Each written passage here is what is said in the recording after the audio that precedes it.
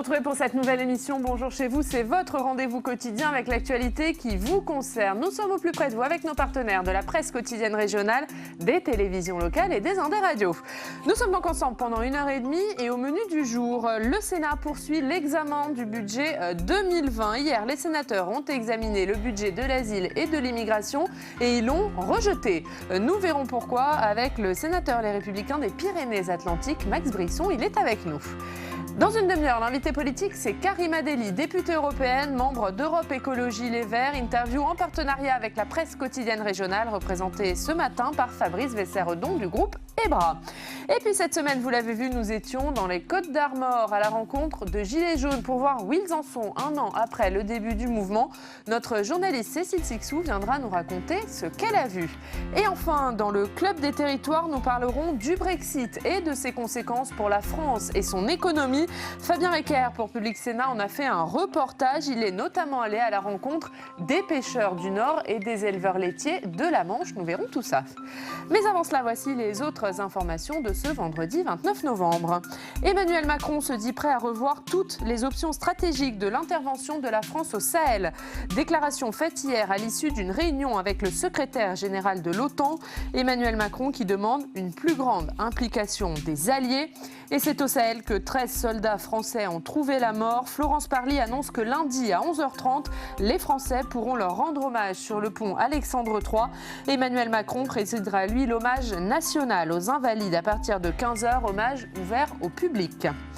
Les sénateurs hier ont rejeté le budget de la police et de la gendarmerie, jugeant les moyens pour les équipements des forces de l'ordre insuffisants. Le budget prévoit une augmentation des effectifs de 1400 policiers et 490 gendarmes. Et puis Martine Aubry officialise sa candidature à la mairie de Lille. La maire socialiste brigue un 4e mandat. Dans un entretien à La Voix du Nord, elle justifie sa décision par l'urgence écologique et sociale. Il faut tenir la barre, je crois savoir le faire, dit-elle.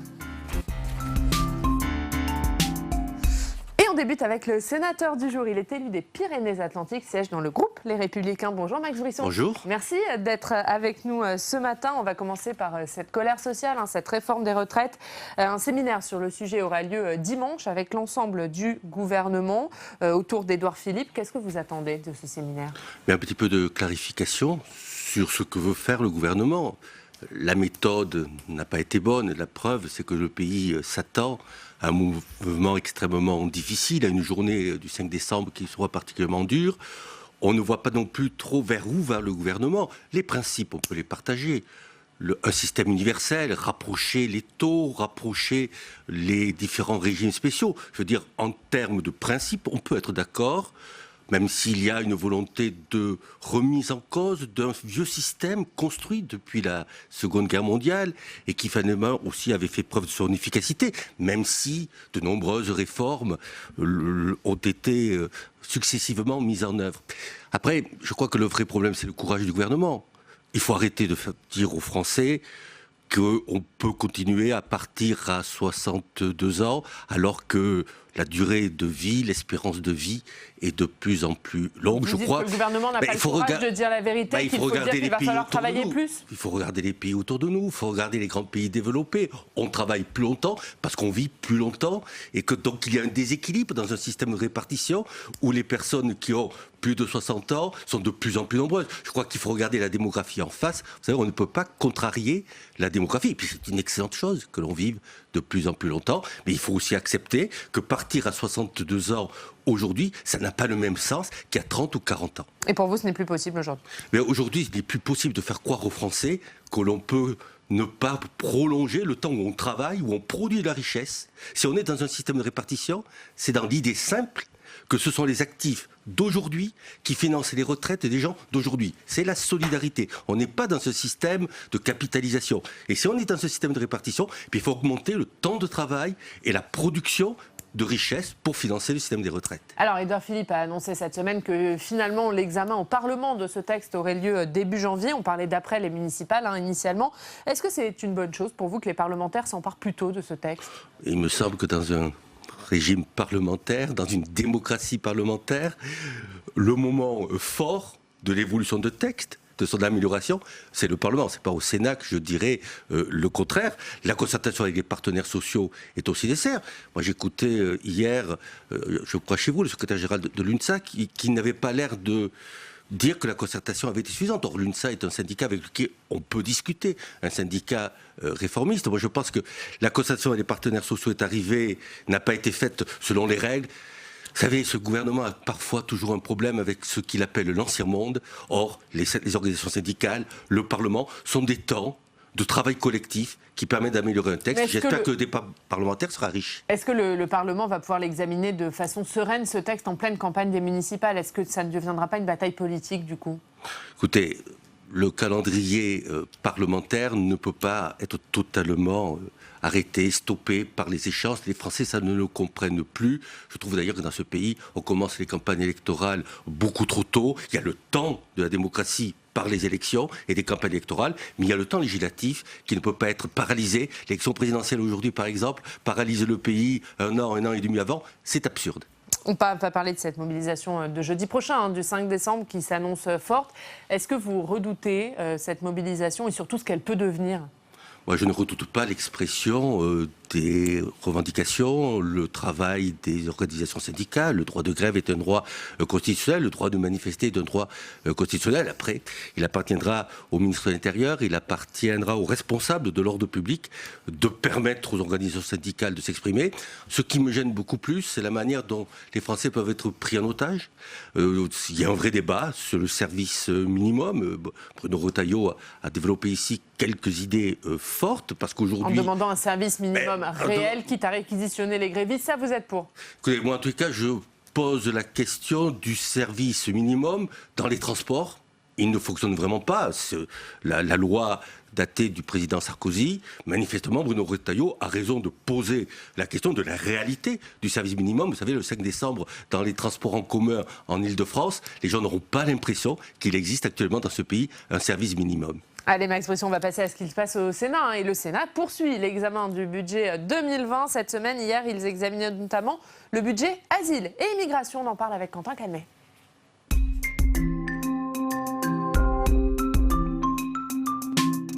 Bonjour Quentin. Bonjour Ariane, bonjour Max Brisson. Bonjour. Et Quentin, les jours se suivent et se ressemblent au Sénat. Après le budget de l'écologie rejeté avant-hier, c'est le budget immigration, asile et intégration qui a été rejeté hier. Voilà, tout à fait. Les sénateurs reprochent à ce budget d'être sous-évalué par rapport à la réalité. Pour comprendre, il faut bien savoir que ces budgets sont en prévision de la situation de l'année prochaine. C'est vrai qu'on parle du PLF 2020. Et pourtant, ce budget, il est en hausse de près de 10% pour atteindre 1,82 milliard d'euros. Cela représente le 23e poste de dépenses dans le budget de l'État. Mais alors pourquoi les sénateurs ont-ils rejeté le texte tel que présenté par le gouvernement?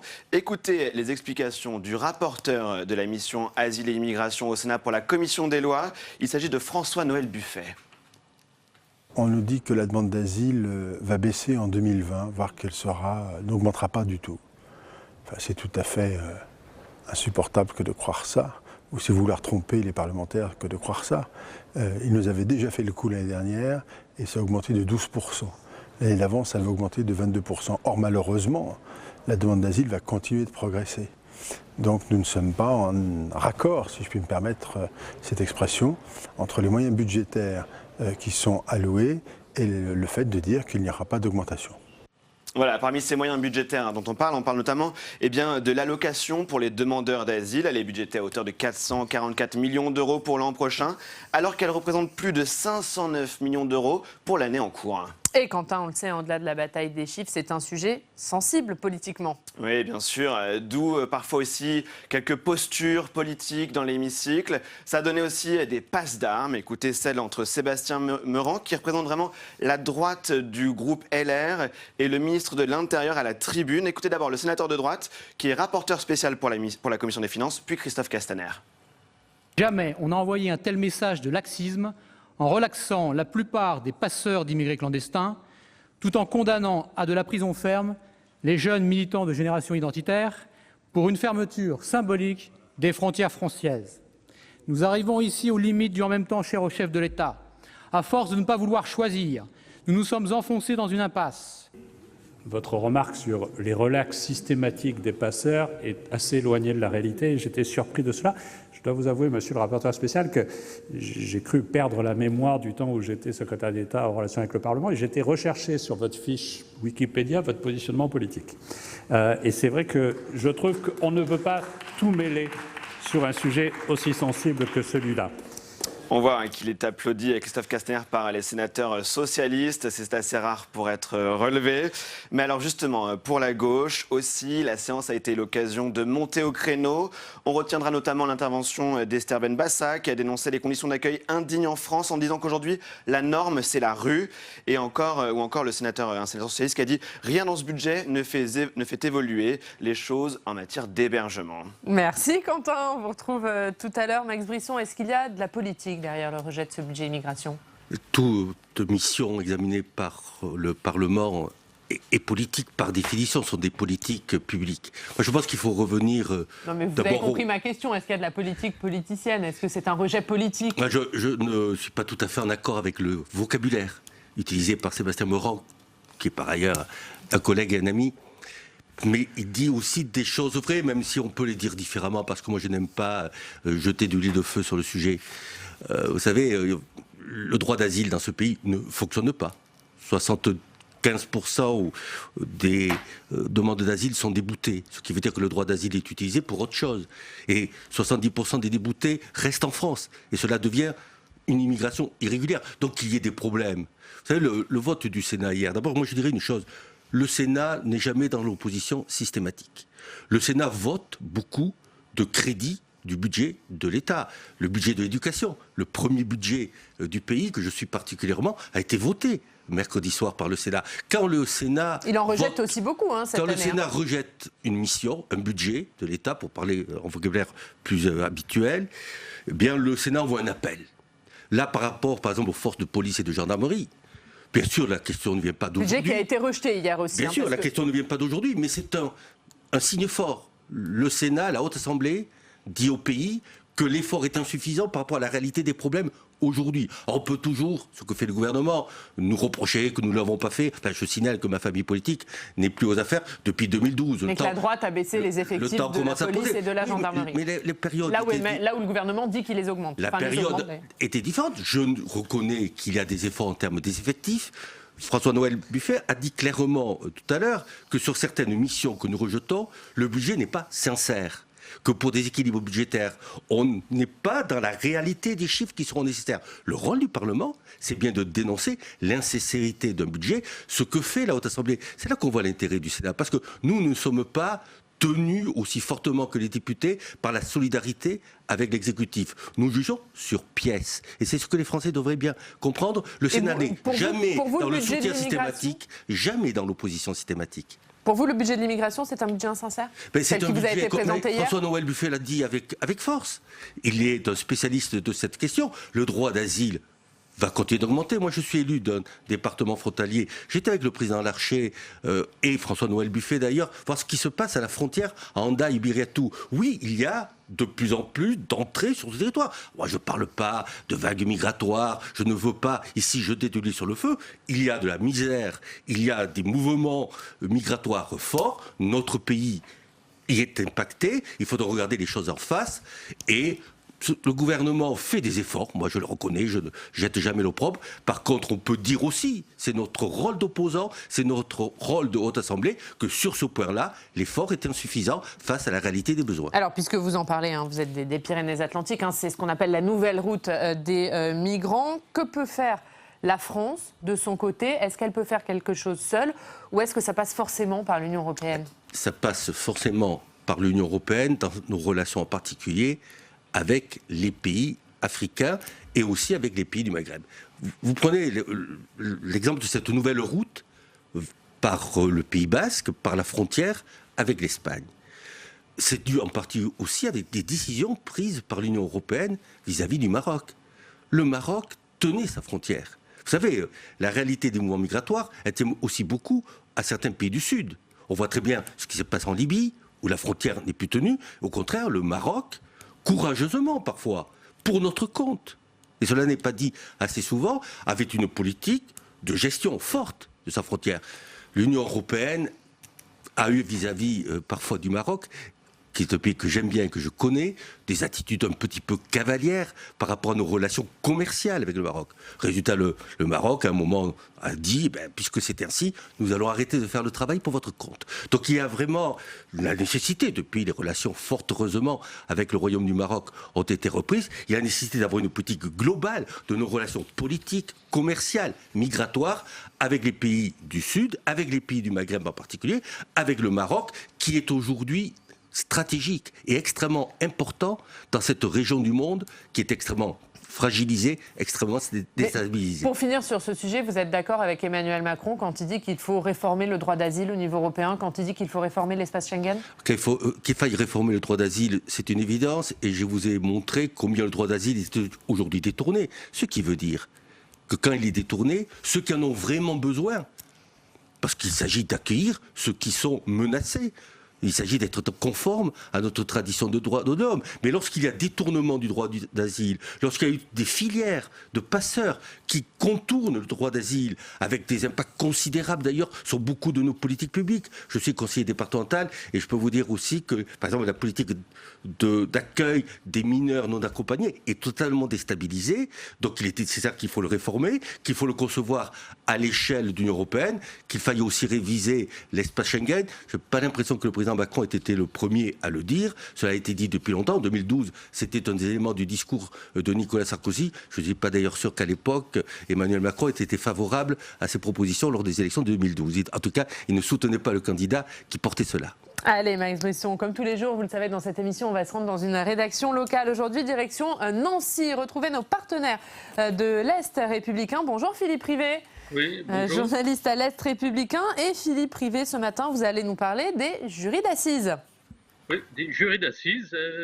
Au niveau du reportage régional, nous avons consacré 2 pages à l'expérience à la fois poignante et enrichissante, selon les témoignages, des jurys d'assises, ces hommes et ces femmes qui sont tirés au sort pour participer à l'élaboration de verdicts. Ça a changé leur vie, comme ils le disent tous et toutes, il y a un avant et un après, parce que cette expérience est quand même forte et ça a changé vraiment en profondeur leur regard sur la justice. Je pense à cette jurée, cet ex-juré qui déclarait avoir une vision très répressive et qui a arrondi les angles, si on peut dire, avec d'une manière un peu plus circonstanciée, circonspecte, prudente dans l'élaboration des jugements. Alors, Philippe Rivet, vous racontez les témoignages de ces gens qui ont été jurés d'assises. Quel est pour eux le moment le plus fort ? Le moment le plus fort, c'est au moment du verdict, au moment vraiment du choix final, après une discussion qui peut être longue avec le président ou la présidente de cour d'assises. D'ailleurs, nous avons aussi le témoignage d'une présidente de cour d'assises, Catherine Ologne, qui intervient dans les différents départements lorrains comme présidente de cour d'assises et qui explique comment elle travaille, comment elle explique les règles de droit au moment des délibérations, comment elle nourrit la réflexion des jurés qui, dit-elle, sont tout à fait libres et décident en conscience du verdict, déjà de la culpabilité et ensuite du quantum de la peine. Mais pour ces jurés, c'est aussi un moment très fort, émotionnellement très fort, puisque certains jurés, on a le témoignage d'une jurée qui explique qu'une fois qu'elle était sortie de la cour d'assises, elle a fini par craquer. Elle dit « J'étais en train de rentrer chez moi à Nancy par le tram et finalement je me suis effondré, j'ai pleuré » tellement l'émotion était intense. C'était vraiment une pression émotionnelle, une pression humaine très forte sur les jurés, mais aucun ne regrette avoir vécu cette expérience, ils l'ont dit, vraiment enrichissante, à la fois enrichissante et poignante. Et ces témoignages sont à lire aujourd'hui dans l'Est républicain. Merci Philippe Privé d'avoir été avec nous. On va regarder votre une, le jour où ils ont été jurés. C'est donc à la une aujourd'hui de l'Est républicain. Merci d'avoir été avec nous depuis Nancy. Philippe Privé, une petite réaction, Max Brisson. Je trouve le dossier de l'Est républicain intéressant parce que la justice est souvent critiquée. Les jurys populaires, c'est une conquête de la République, de la Révolution française, une conquête profondément démocratique. Et cela me permet de dire qu'il faut faire attention à des réactions parfois un peu caricaturales, populistes. Parfois, la justice est critiquable, je ne dis pas le contraire. Mais vous voyez ce que dit l'Est républicain, c'est lorsque des citoyens sont confrontés aux réalités de la justice, au moment de la décision qui engage une vie, c'est beaucoup moins simple que au café de comptoir où il est facile de condamner. C'est beaucoup moins facile. Et donc, ça montre une chose. Dans notre société complexe, il ne faut jamais caricaturer, il faut rester toujours dans le sens de la mesure. C'est ce que rappelle fort opportunément le dossier de votre confrère Les Républicains. Et merci pour cette réaction. On va maintenant regarder ensemble la revue de presse de votre département des Pyrénées-Atlantiques avec Quentin Calmet qui revient.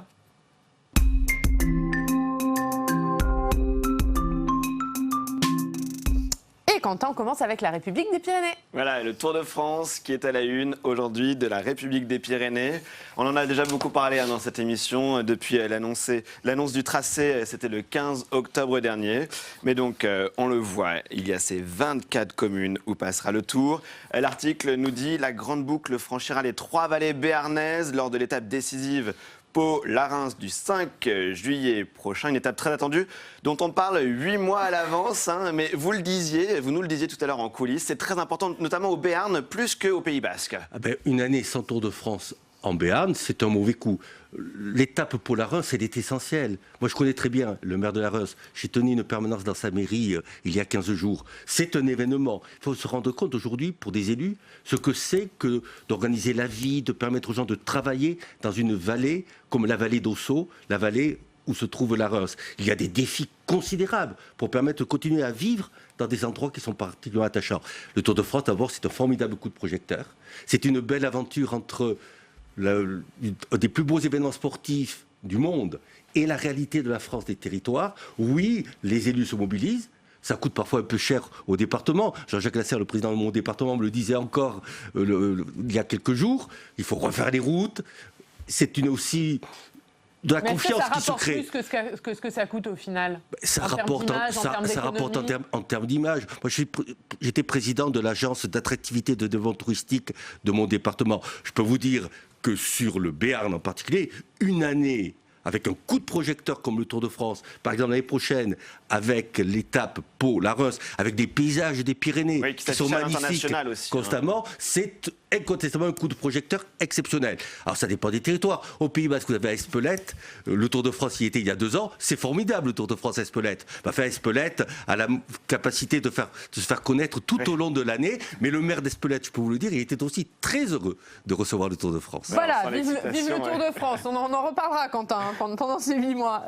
Quentin, on va continuer avec la nouvelle République des Pyrénées. Voilà, un autre sujet important, il y aura la saison touristique avec le Tour en juillet, mais avant cela, il y a forcément la saison touristique cet hiver, avec depuis le début du mois, déjà 1 mètre de cumul à 1800 mètres à Lamongie et entre 1,50 m et 2 mètres sur les hauteurs. On a une sous-couche de rêve, nous dit le directeur de la station, des conditions qu'on n'avait pas connues depuis 2009. Donc vous voyez, toutes les stations sont prêtes ou presque.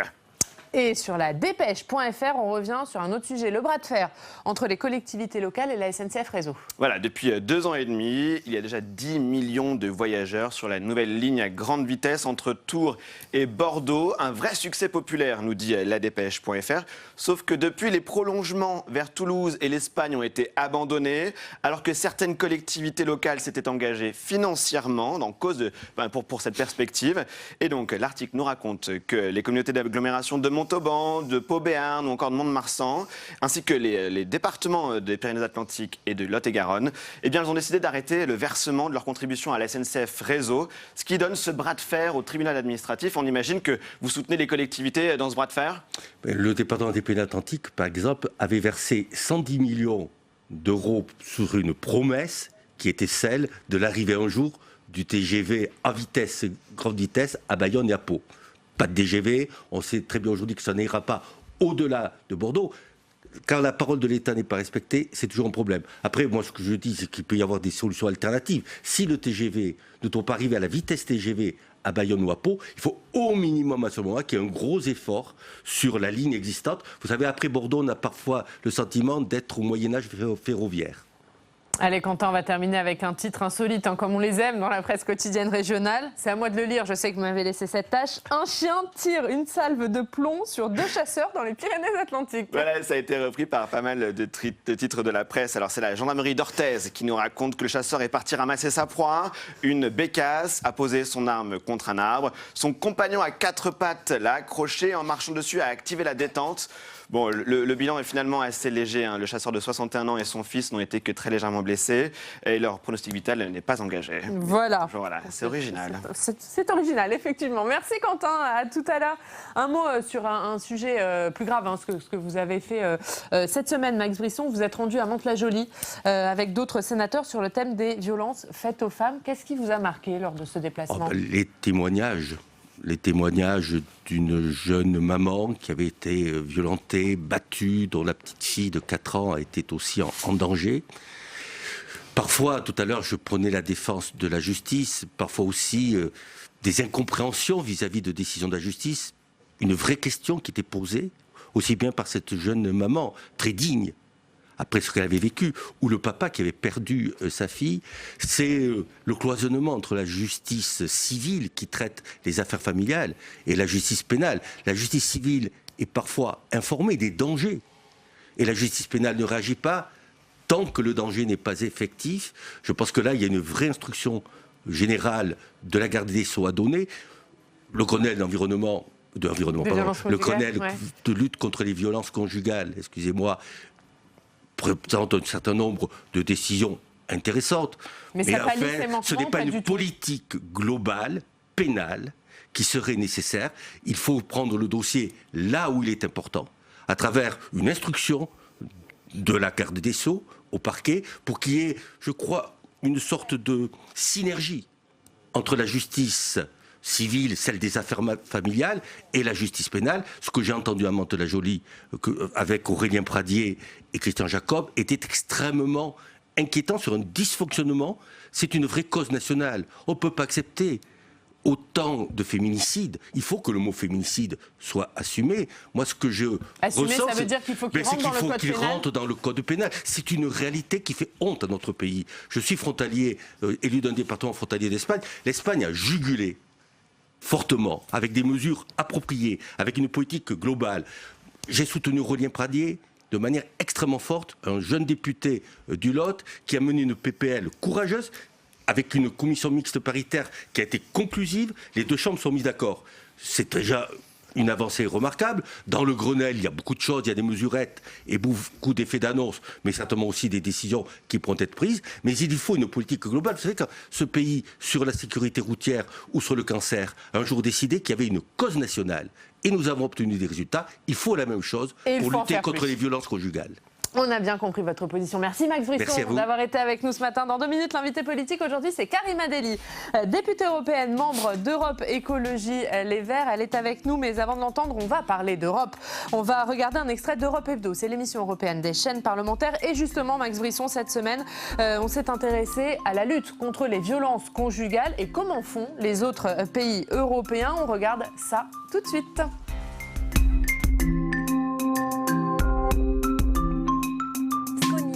Il peut y avoir un consensus sur cette question-là, sur ce combat contre les violences faites aux femmes. Il y a la Convention d'Istanbul. Ça, c'est vraiment un instrument fort. La Convention d'Istanbul, expliquée pour les téléspectateurs. Oui, c'est une convention qui dit non. Non à toutes sortes de violences et qui demande des mesures au niveau des États. Et ce sont les 4 P qui sont là-dedans. C'est la prévention, mesures politiques, protection des femmes et aussi, bien sûr, les mesures de la punition, voilà, les faits pour ça. Ouais. C'est-à-dire, nous devrons faire des mesures partout en Europe, donc il faut vraiment une stratégie générale. Mais alors justement, c'est intéressant, la Convention d'Istanbul, elle a été ratifiée par l'Union européenne, elle a été ratifiée par 21 États membres, ce qui veut dire qu'il y a encore 7 États membres qui ne l'ont pas ratifiée. Surtout les pays de l'Est de l'Europe, pas seulement, mais surtout la Bulgarie, la Pologne, la Hongrie, où il y a vraiment une mentalité, une culture de macho. La femme est la propriété de l'homme. Et voilà, et toutes sortes de violences, ça, ce sont des conséquences. Donc, ils ne veulent pas parler de la violence conjugale, de la violence domestique. Les mots sont importants, hein, car les violences, là, ce ne sont pas des faits divers comme les autres. Il est important de les caractériser, ces violences. Les mots, on parle de féminicide dans certains pays depuis peu, mais pas dans tous les pays. En Espagne, on parle de violence de genre. Est-ce que les mots MOTS sont également importants? Les mots, ils ont un pouvoir politique.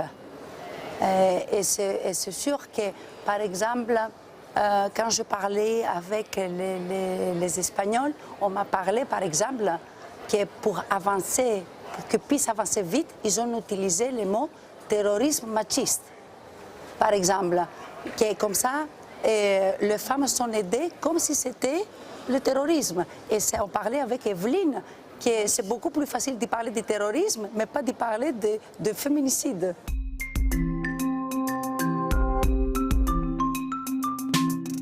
Et notre invitée politique ce matin, c'est Karima Delli. Bonjour. Bonjour. Merci d'être avec nous, députée européenne. Vous présidez la commission transport au Parlement européen. Vous êtes membre d'Europe Écologie Les Verts et vous êtes avec nous pendant 20 minutes pour une interview en partenariat avec la presse quotidienne régionale représentée par Fabrice Vesseredon du groupe Ebra. Bonjour Yann. Les journaux régionaux de l'Est de la France. On n'a plus besoin de le préciser, mais on le dit quand même. On va commencer, avant de parler longuement d'Europe, évidemment, Karima Delli, par cette réforme des retraites, cette colère sociale. Édouard Philippe, qui cette semaine s'est exprimé, a tenté de déminer le terrain.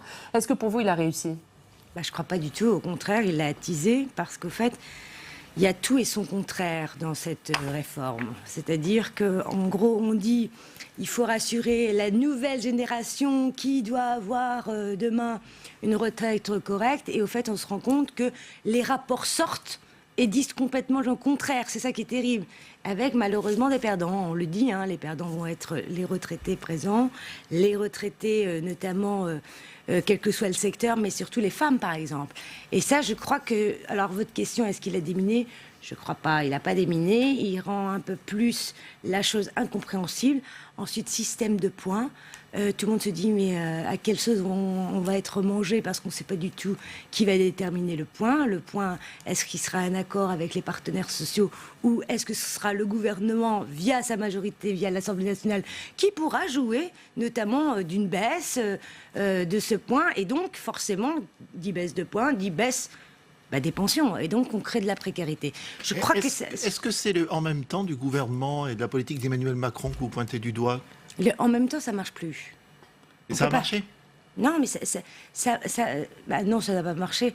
On aurait cru que ça pouvait marcher dans l'écologie. On a dit, on va make our planet great again, et en même temps, on fait des grands projets inutiles. On n'investit pas là où il faut, etc. On voit bien que en même temps, ça ne marche plus. Donc, il faut arrêter, je crois, vite. C'est-à-dire que là, il reste quelques jours. Je pense qu'il fallait reste 6 jours avant la mobilisation. Voilà, pour vous, c'est plus possible d'arrêter regardez, la machine ? Même les syndicats ne sont pas d'accord. Et le problème, c'est que plus on avance, et plus cette réforme des retraites va cristalliser aussi d'autres souffrances sociales. Ça peut être une jeunesse qui est en manque de reconnaissance et avec des situations de précarité qui sont aujourd'hui énormes.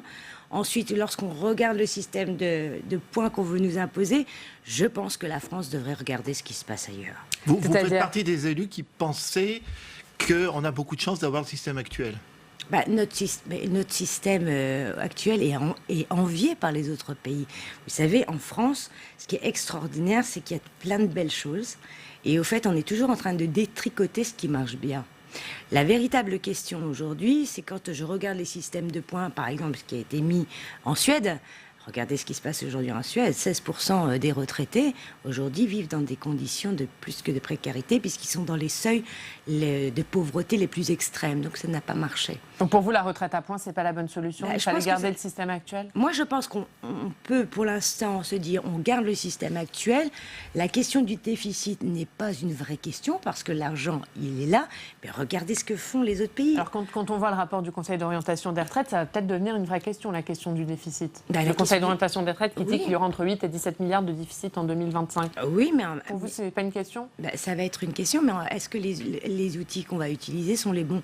Regardez l'Espagne, il y a 2 jours, l'Espagne vient de dire « Nous allons financer notamment les retraites en taxant les banques, en taxant les actionnaires, en taxant ceux qui ont déjà beaucoup trop. » Et donc, c'est ça aussi un système de solidarité. C'est ceux qui ont beaucoup qui aident, qui essaient d'aider ceux qui... On va pas assez loin en termes de solidarité en France ? Je pense que le système actuel était bien parce que justement, ça vous permettait d'avoir les 25 dernières années et les 6 derniers mois. Et on dit que finalement, on va les supprimer d'un coup. Ça, c'est le premier problème. Deuxième problème, je pense qu'on part sur une question d'inégalité. Un jeune qui, par exemple, a fait une filière professionnelle en France, va cumuler des petits boulots.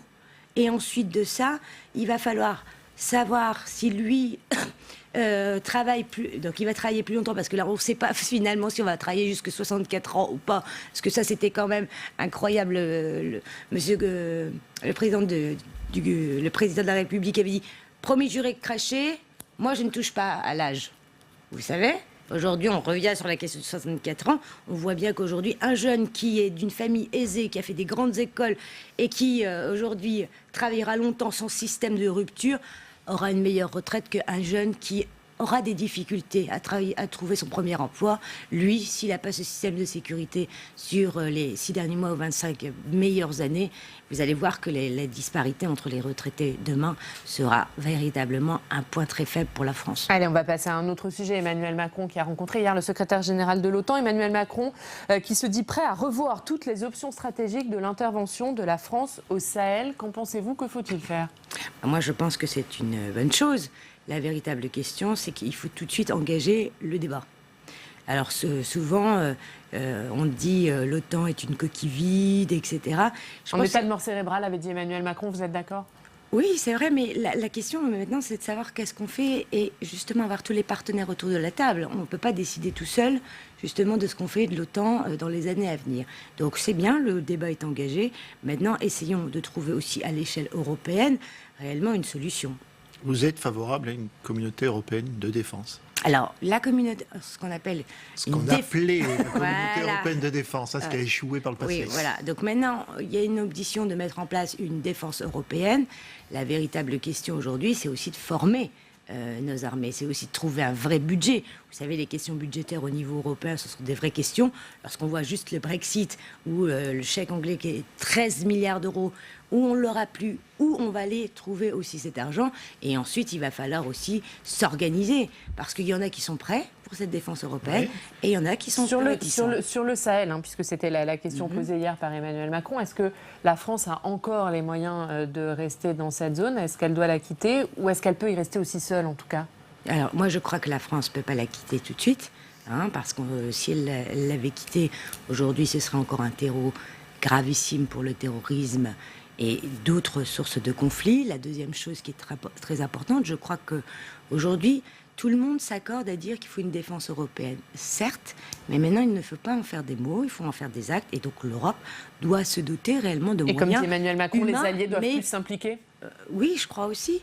Mais là, il faut aussi que nos alliés, que ce soit ce fameux couple franco-allemand, et en même temps, on a les Anglais qui s'en vont. Donc, il faut aussi les retenir par un projet ambitieux et avoir... Ça veut dire quoi, les retenir ? On peut encore les retenir, les Anglais ? Mais les Anglais seront toujours nos partenaires sur la question de la défense. Là, vous pouvez en être sûr. La véritable question, c'est comment on s'organise sur nos forces terrestres. Nous, nos armées sont prêtes pour travailler sur cette défense européenne, je peux vous le dire. Il y a déjà des expériences, d'ailleurs, plus que des expériences. Il y a déjà des expériences, mais elles sont prêtes. Maintenant, c'est de trouver un partenariat intelligent qui va s'installer aussi sur une vision à long terme et pas à court terme. Allez, on va parler toujours d'Union européenne, mais d'urgence climatique, puisque le Parlement, cette semaine, le Parlement européen a voté une résolution demandant de décréter l'urgence climatique. C'est le premier continent à le faire. Vous saluez évidemment une victoire concrètement. Qu'est-ce que ça signifie ? Qu'est-ce que ça change ? Quelles sont les conséquences ? Alors, tout d'abord, je dois dire qu'avec mon collègue Damien Carême, qui est aussi un député écolo, ça fait quand même des semaines que nous bataillons pour inscrire cette urgence climatique et écologique dans les textes. Qu'est-ce que ça veut dire ? C'est-à-dire qu'aujourd'hui, on a perdu beaucoup de temps. Et il est un peu climat moelka. Il nous reste 10 ans pour retourner la courbe des températures. Le constat est terrible. Je ne veux pas affoler vos téléspectateurs ce matin, mais Venise est sous l'eau. On a une multiplication aujourd'hui des feux de forêt, des inondations partout en Europe.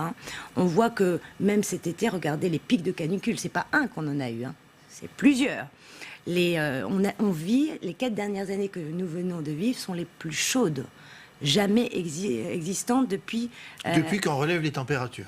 Oui, vous voyez quel phénomène. Alors la véritable question... Pour autant, vous dites, je ne veux pas alarmer vos téléspectateurs ce matin, mais est-ce que, quelque part, c'est pas ce qu'on fait? Est-ce qu'il n'y a pas une fatalité? Est-ce qu'à un moment donné, le climat change sur une planète comme la nôtre? Non, là, on est dans un rythme qui n'est pas normal. C'est ça qu'il faut se dire. Donc, pourquoi l'urgence climatique? Nous l'avons inscrit au Parlement européen, très simplement pour donner un signal très fort à la veille de la COP 25, qui va faire un peu un état des lieux. Je rappelle qu'en 2020, 200 pays vont devoir revoir notamment leur réduction de gaz à effet de serre. D'ici 2020, ça veut dire pour rentrer réellement sous la barre des 1,5 degrés, c'est important. Et aussi, ce sera l'occasion de dire les pays du Nord, vous êtes les plus émetteurs et les premières victimes, ce sont les pays du Sud. Donc il faut se mettre autour de la table pour trouver 100 milliards d'euros pour les aider. La deuxième chose, c'est aussi pour mettre la pression à cette Commission européenne. Parce que la Commission européenne qui vient d'être élue nous fait vraiment du vert. Elle nous dit, vous allez voir ce que vous allez voir, on va mettre en place ce qu'on appelle un Green Deal. Alors nous, ça... Et c'est pas une bonne chose, ça, Ursula von der Leyen. Elle promet ce fameux pacte vert. Elle fait de l'écologie sa priorité. Ça va dans votre sens. Vous devriez être contente. Mais moi, j'aimerais tellement que ça aille dans mon sens. Mais ça va pas dans votre sens? Pour l'instant, on ne sait pas du tout ce qu'il y a dedans. On n'a pas du tout de feuille de route. Alors, elle promet des décisions dans les 100 jours. Alors, par exemple, elle a dit 2 objectifs. Elle a dit d'ici 2030, réduction de moins 55% de gaz à effet de serre et ensuite neutralité carbone d'ici 2050. Concrètement, comment on fait? Donc vous demandez on commence plus de par concret. quoi? Vous dites que le discours est bien, mais vous demandez plus de concret. Mais bien sûr. Est-ce qu'on va me remettre à plat la PAC, par exemple, aujourd'hui, qui a renforcé une politique, notamment agricole, qui est productiviste et qui a des conséquences sur nos agriculteurs, sur notre santé et sur nos territoires? Est-ce qu'on va vraiment arrêter les traités de libre-échange? Et moi, je deviens dingue, parce que en même temps, ça ne marche pas. On ne peut pas signer à tout va des traités de libre-échange. Le dernier en date, c'est le Mercosur. Et le Mercosur, je peux vous dire que les conséquences, c'est qu'on n'a rien compris à ce qui se passait. Est-ce qu'on choisit les traités de libre-échange ou est-ce qu'on choisit le climat? Est-ce qu'on choisit le profit de quelques agro-business ou est-ce qu'on choisit la montée des températures pour tout le monde? À un moment, le libre-échange, il faut savoir dire non. Et vous voyez que en même temps, ça ne marche pas. La Commission européenne n'a pas une volonté réelle de dire concrètement... Il faut une cohérence de discours. Moi, j'adorerais qu'elle dise plus 1 euro dans les énergies fossiles. Et on pourra se faire plaisir en disant on va faire 3 éoliennes comme ça et continuer des centrales à charbon. C'est pas comme ça qu'on fait un Green Deal. Je crois que c'est pour ça aussi que nous, les écologistes, nous sommes abstenus dans cette commission parce que nous voulons être un petit peu, vous savez, le caillou de la chaussure de cette commission. Nous allons lui mettre la pression pour qu'elle mette en œuvre les accords de Paris. C'est pas très compliqué. C'est juste une question de volonté politique et ensuite d'entraîner justement tout le monde. Entraîner tout le monde, ça tombe bien parce que tout ce que je vous ai dit tout à l'heure, les inondations, etc., tous les clignotants sont au rouge. C'est le cri d'alarme que pousse la jeunesse dans la rue, mais les scientifiques. 4 rapports du GIEC en 1 an. C'est énorme. Donc à un moment, je crois... Puisque vous parlez de l'accord de Paris, Donald Trump a confirmé au début du mois le retrait des États-Unis de cet accord de Paris. Est-ce que vous craignez que ce mauvais signal, entraîne d'autres pays à reculer sur la mise en œuvre de cet accord de Paris? Non, parce que je crois qu'il y a une conscience et il y a aussi l'effet générationnel qui prend de plus en plus d'ampleur. Et c'est là où je dis à Madame von der Leyen, chiche. Comment on fait pour que demain, l'Europe redevienne le leader du climat? Vous savez, c'était pas il y a un siècle où l'Europe était leader. C'était en 2009, on était encore leader. C'était il y a 10 ans. Malheureusement, l'Europe a été bloquée. L'Europe n'a pas avancé. Même Juncker avait dit commission de la dernière chance. Alors, on prend ce virage et on redevient les leaders en montrant que la bataille du climat, c'est la bataille de l'emploi. Quand vous allez... Alors, moi, je suis la présidente de la commission transport, je peux vous le dire, je connais les secteurs où on crée de l'emploi. Aujourd'hui, on sait très bien que, par exemple, en France, qu'est-ce qui manque sur les transports? Mais c'est une question de rénovation. Une de mes premières missions, hop, un plan de rénovation ferroviaire. Plus de trains, c'est véritablement plus d'activité et c'est surtout bon pour le climat. Lorsque je vois partout dans les villes qui suffoquent, je veux dire, la pollution de l'air en France, c'est quand même incroyable. On est passé de 48 000 morts prématurés à 67 000 morts prématurés en 2-3 ans. Donc, à un moment, face à la pollution de l'air, on est capable de mettre en œuvre d'autres outils. Plus de pistes cyclables. Les bus, vous n'y croyez pas? Non, les transports en commun, il faut les renforcer. Mais encore faut-il les rendre accessibles. Intercité. Oui, mais encore faut-il les rendre accessibles. Le problème que nous avons en France, c'est que la mobilité n'est pas encore inclusive. Mais le bus est plus accessible que le train aujourd'hui. Quand vous voulez circuler entre Paris et Lyon ou entre Paris et Lille, ça vous revient moins cher en prenant ça va être ma mission. Ma mission, elle est très simple. C'est comment rendre demain le train plus accessible. C'est-à-dire, il faut le mettre là où on l'a fermé, les petites lignes. On fait beaucoup de mal à la France. Ensuite, la France a fait des choix stratégiques complètement débiles. C'est-à-dire, ils ont tout investi sur le TGV pendant 30 ans. Et ce qu'on appelle, alors je suis désolée d'être un peu technique, mais le réseau secondaire, les petites lignes, on les a mis de côté, on n'en s'est pas occupé. Donc, malheureusement, on ne les a pas rénovées. Parce qu'elles coûtent trop cher. C'est pas parce qu'elles coûtent trop cher, c'est parce qu'on n'a pas fait un effort, on n'a pas fait des choix stratégiques. C'est ça le problème. On a tout mis dans le TGV qui coûte très très très cher, alors qu'il faut rénover les petites lignes. Dernière chose qui, moi, me semble importante, vous me parlez du billet de train, qui est aujourd'hui inaccessible. C'est vrai, mais pourquoi? Parce qu'on a laissé la concurrence des low cost. Comment ça se fait qu'un Paris-Marseille qui émet énormément justement de CO2 fasse 20 € par rapport à un billet de train? Moi, mon objectif, il est très clair demain. À l'Europe, je porterai une taxe kérosène parce que c'est le seul secteur qui ne paye pas de TVA et qui ne paie pas justement de taxes sur les carburants. C'est quand même incroyable que ce secteur soit le seul qui ne paie pas justement sa contribution aux énergies fossiles. Allez, donc avec cette taxe kérosène, il faut relancer justement le train et notamment le train de nuit parce que c'est hyper sympa. Pour finir, on va parler de votre parti, Karima Delli, Europe Écologie Les Verts, puisque le congrès se tient demain pour élire un nouveau chef, puisque David Cormand vous a rejoint au Parlement européen. Est-ce que c'est Julien Bayou qui sera votre nouveau chef demain? A priori, oui.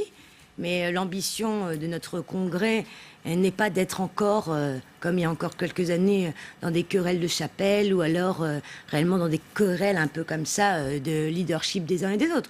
Moi, mon ambition pour Europe Écologie Les Verts, c'est très clair, c'est que l'écologie doit être une vraie force politique en France. Il faut faire d'écologie partout, tout le temps, et montrer notre ambition. Donc il faut arrêter les divisions. Elles sont encore là, ces divisions en interne? Non, je crois ça y est. Maintenant, on a compris qu'aujourd'hui, on ne pouvait plus faire les mêmes erreurs. Ça fait, on a vécu pendant 10 ans des citoyens qui nous ont boudés, qui nous ont tourné le dos et qui n'ont plus voté pour nous. Parce qu'on avait un peu pris le pli de certains politiques, partis politiques, de jouer la cour des politiciens. C'est terminé. Aujourd'hui, notre ambition, c'est de montrer que nous sommes capables aujourd'hui d'être une grande force politique. Mais surtout, notre objectif, c'est de répondre, de changer la vie des gens. On veut que les gens respirent mieux, on veut que les gens mangent mieux, avec une agriculture de proximité. On veut montrer que la bataille du climat, c'est la bataille de l'emploi, mais surtout de retrouver justement une France et une Europe, mais qui soit bien dans ses pompes, quoi. Mais pour ça, il faut prendre le pouvoir. Bah oui. Il faut avoir les manettes. Oui. Quel est votre positionnement? On a bien compris. À Bruxelles, le caillou dans la chaussure de la Commission, à Paris, par rapport au gouvernement, par rapport à la gauche de la gauche. Écoutez, notre but n'est pas de refaire les vieilles politiques d'il y a encore quelques années. On n'est pas là pour recomposer la gauche, recomposer le champ politique. Notre ambition, il est très clair. Mais ça veut dire qu'on arrête de discuter avec les autres partenaires de gauche? Est-ce que ce sont encore des partenaires? Est-ce que vous considérez, à gauche d'ailleurs, toujours à Europe Écologie Les Verts? Mais non, tous ceux qui sont d'accord avec notre programme, il est très clair. Il faut parler d'idées aujourd'hui. 300%, ça va être le climat, ça va être sur la démocratie, ça va être sur les inégalités sociales. Vous êtes d'accord? Vous êtes bienvenus. Vous n'êtes pas d'accord? Mais il n'y a pas de deal. On ne va pas commencer à négocier notre programme. C'est ça notre but. Notre but n'est pas négociable sur nos idées. Nos idées aujourd'hui sont portées par des millions de jeunes qui sont dans la rue. Les Français, ils aiment l'écologie. Ils font attention à ce qu'ils mangent, ils font attention à l'obsolescence programmée, à la condition animale. tout le monde a une conscience aujourd'hui un peu plus écologique qu'il y a quelques années, et tant mieux. Maintenant, nous devons ouvrir les portes et les fenêtres pour montrer que l'écologie, c'est pas juste Europe Écologie. L'écologie, ça va être demain un des grands mouvements, parce que moi, je considère que soit c'est le choix de l'écologie, comme on voit en Europe, ou soit c'est le choix de l'extrême droite, donc de la barbarie. L'idée un peu d'un bloc central écologiste. Je pense que c'est même pas un bloc central. Il faut qu'aujourd'hui, nous donnons les objectifs et l'ambition de ce qui nous anime tous les jours. Vous savez, moi, je ne suis pas obsédée. Alors, je suis très contente qu'on ait fait 13,5% aux européennes, mais je ne suis absolument pas obsédée par ce chiffre. Moi, ce qui m'obsède tous les jours, c'est que de me dire, on a 10 ans, il faut maintenir les températures de la planète à 1,5 degré, parce que les emballements vont être toujours sur les mêmes, notamment sur les plus pauvres. Et donc moi, mon objectif, il est très clair, c'est de montrer que l'écologie est une clé aujourd'hui pour un mieux vivre, un mieux se déplacer, un mieux manger, etc. Mais surtout de ne oublier personne, notamment les classes populaires.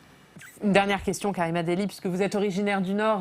Oui. Question sur Martine Aubry, qui a officialisé hier soir sa candidature. Je vous assure, sa candidature à Lille, 4e mandat. Elle brigue un 4e mandat. Qu'est-ce que vous en pensez? Moi, je ne ferai pas du bashing Martine Aubry. Je la connais. Maintenant, Martine Aubry... C'est une bonne maire de Lille? Elle a été élue, donc, mais maintenant... Je ne dis pas si c'était Vous avez quand même une petite idée sur son bilan. Moi, je pense que c'est un bilan qui n'est pas assez écolo. Je veux dire, les mesures, notamment, moi qui travaille sur la mobilité, je trouve que c'est dommage qu'on ait encore beaucoup de voitures, pas assez de pistes cyclables. Mais vous savez quoi? On a Stéphane Bailly qui est là, qui est notre candidat, et je peux vous assurer que Lille, comme beaucoup d'autres villes en France, mérite plus d'écologie et surtout remettre véritablement le citoyen au cœur des politiques, parce que c'est ça aussi la nouvelle donne du XXIe siècle. Il faut arrêter de faire de la politique pour les citoyens, mais c'est avec eux. Merci beaucoup, Karima Delli. Merci d'avoir été avec nous ce matin. Lundi, à votre place, ce sera un autre député européen, François-Xavier Bellamy, membre des Républicains. Merci, Fabrice. Et tout de suite, c'est l'heure du Club des Territoires. La Mutuelle nationale territoriale, la mutuelle des agents des services publics locaux, vous présente le Club des Territoires. ENGIE, acteur engagé dans la transition zéro carbone des régions, vous présente le Club des Territoires.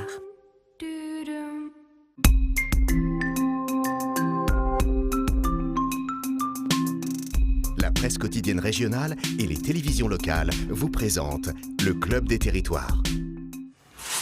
Et le Club des Territoires en partenariat avec la presse quotidienne régionale, les télévisions locales et les Indes radios. Avant d'accueillir notre bande de journalistes, vous le savez, à cette heure-ci, c'est l'heure de notre reportage en région. Nos journalistes qui vont à votre rencontre parce que l'actualité, ça se passe chez vous.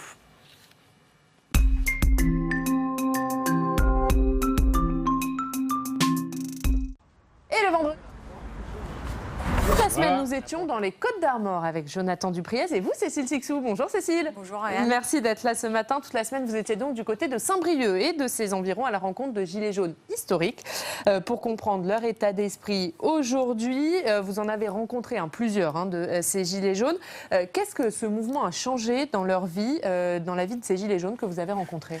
Alors dans les reportages, il y a d'abord Tristan qu'on a vu. Alors pour lui, le mouvement des Gilets jaunes, ça a été une révélation. Tristan, il est conseiller en pompe funèbre, il était complètement inconnu. Et en fait, en quelques semaines, il est passé de l'ombre à la lumière. Il est devenu une figure du mouvement à Saint-Brieuc, comme Éric Drouet ou Ingrid Levavasseur au niveau national. Et on sent qu'avec cette notoriété, Tristan, il s'est senti exister. Il le dit d'ailleurs dans le reportage, ça a changé sa vie, il a été médiatisé, il a dû arrêter de travailler, il a mis sa vie de famille de côté. Mais pas seulement, quand le mouvement s'est assagi, en fait, il a continué à être pisté par la police, il a eu des condamnations en justice et ça a créé un trop-plein. Au mois d'octobre, il a fait un burn-out. On l'écoute. Qui dit organisateur dit tout de suite tête à couper. Voilà, aujourd'hui c'est comme ça que ça se passe. J'ai été jugé à plusieurs reprises, j'ai été mis en garde à vue à plusieurs reprises, j'ai eu beaucoup d'amendes, j'ai eu de la prison avec sursis. Donc ce qui, pour ma famille, pour mon bien et le bien de ma famille, donc on a été obligé de mettre un retrait au niveau de l'organisation en fait. Et aujourd'hui maintenant c'est tout le monde qui organise ensemble par des votes donc en assemblée générale. Voilà, sur ces images, là, on le sent un peu fatigué, il veut lever le pied, mais il a quand même encore du mal, parce que la preuve, la semaine dernière, il était encore avec nous sur les ronds-points à répondre à nos questions. Et oui, et on l'a vu dans ces reportages. Vous avez rencontré également d'autres gilets jaunes, et cette fois-ci, c'était à Loudéac. Oui, alors les autres gilets jaunes qu'on a suivis, ceux de Loudéac, eux, très vite, les ronds-points, ils en ont eu marre. Fabrice le dit dans le reportage, on proteste, mais on ne propose rien. Donc, ils ont voulu arrêter les ronds-points, mais ils n'ont pas voulu pour autant arrêter de se voir, parce qu'en fait, les ronds-points, ça les a sortis de leur solitude. Ça a été un club de rencontres géant en quelque sorte et ils sont devenus copains. Je vous propose d'écouter Sébastien qui nous en parle. C'est vraiment une famille, une nouvelle famille qu'on découvre quand c'est comme ça. Puisque c'est vraiment un moment de partage, chose qu'on ne connaissait plus depuis des années. On peut avoir des voisins quasiment, des gens qui habitaient près de chez nous, qu'on découvre, qu'on ne voyait pas, qu'on ne connaissait pas ou qu'on faisait que de croiser. Et ça a été un moment où on s'est redécouvert. Donc ils sont sortis de chez eux, ils se sont fait des copains, mais ils ont aussi parlé politique sur ces ronds-points. Et ça, c'est quelque chose qu'ils ne faisaient pas, en tout cas pas dans la sphère publique. Donc c'est certainement pour ça qu'à Loudéac, ils ont créé ces lieux de débat le vendredi soir, comme on les voit dans leur reportage. Et Cécile, on a vu différents gilets jaunes dans le reportage, différents états d'esprit, mais un point commun, ce sont les revendications. Et ça n'a pas changé depuis un an. Hein. Oui, donc c'est ce qu'on ressent dans les reportages. Tous, en tout cas, nous ont dit que les revendications n'ont pas changé. Donc ils demandent, même si le gouvernement a mis 10 milliards sur la table, eux sont toujours dans les mêmes revendications. Ils demandent plus de pouvoir d'achat, plus de justice sociale, plus de justice fiscale. Et le maire de Plérin, qu'on voit dans le 3e reportage, le dit pour ceux qui étaient sur les ronds-points de Plérin il y a un an, ça n'a pas avancé, le gouvernement n'a rien fait. On l'écoute. 10 milliards d'euros, je ne sais pas si c'était exactement pour les Gilets jaunes, mais en tout cas, on voit bien aujourd'hui, c'est une somme largement insuffisante, puisque la situation perdure, les difficultés sont les mêmes. Et je crois que moi, pour discuter avec les Gilets jaunes plérinais qui étaient concernés, c'est toujours le 15 du mois qui pose souci. Donc il n'y a pas eu de réponse positive en la matière. En d'autres termes, s'ils veulent vraiment que les choses changent, il faudra qu'ils passent par des canaux plus traditionnels, c'est-à-dire qu'il va falloir se structurer et se présenter à des élections. Merci beaucoup Cécile. Les 3 reportages que vous avez fait avec Jonathan Dupriez sont à retrouver sur notre site internet. Regardez-les. La semaine prochaine, on reste en Bretagne, mais cette fois, on va dans le Finistère. On parlera de la réforme des retraites, puisque vous le savez, jeudi, grande mobilisation annoncée contre cette réforme. Dans quelques instants, nous allons accueillir nos journalistes. C'est l'heure du club. Et justement, on va parler de cette réforme des retraites, puisque cette semaine, l'exécutif a tenté de déminer le terrain, mais les opposants à la réforme ne désarment pas. Le résumé de cette semaine avec Fabien Ecker. Lundi, les syndicats inauguraient à Matignon un nouveau round de discussion.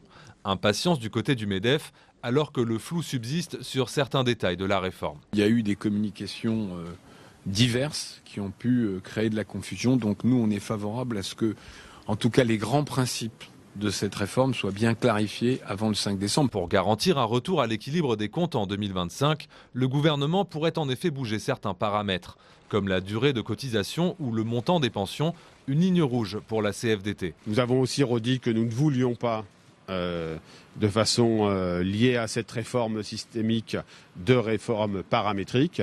Contrairement à la CFDT, la CGT rejette, elle, l'idée même du régime universel, comme le rappelait mardi Philippe Martinez. On ne peut pas discuter.